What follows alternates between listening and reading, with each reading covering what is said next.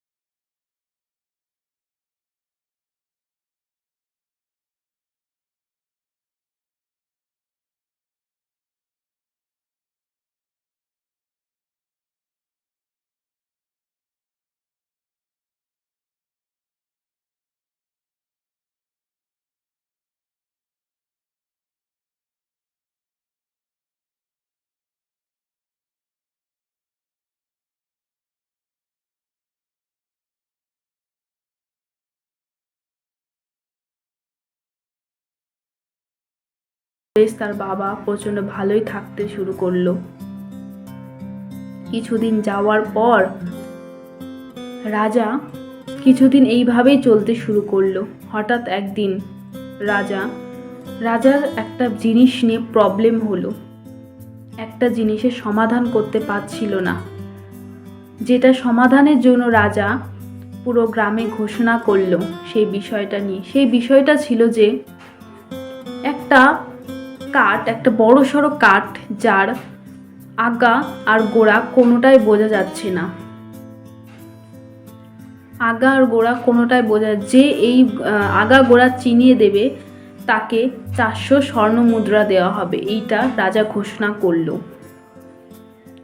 এই ঘোষণাটা শোনার পর সুরেশ তার বাবাকে এসে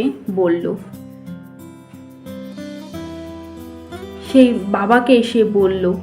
বাবা বলল এ তো খুব সহজ জিনিস। তার বাবা বলল, কিন্তু অন্যদিকে দেখা গেল গ্রামের কেউই এই সমাধান দিতে পারছে না। গ্রামের কেউই এর সমাধান খুঁজে পাচ্ছে না। কাঠগুলো হাতে নিয়েও সে বুঝতে পারছে না, কেউই বুঝতে পারছে না। অন্যদিকে সেই বৃদ্ধা বাবাকে বলার পর সেই বৃদ্ধা বাবা সুরেশকে বলল যে, বাছা, তুমি সেই কাঠটা নিয়ে একটা নদীতে ফেলে দাও। যে অংশটা ডুবে যাবে সেটা হলো গোড়া, আর যে অংশটা উঠে থাকবে সেটা হলো আগা।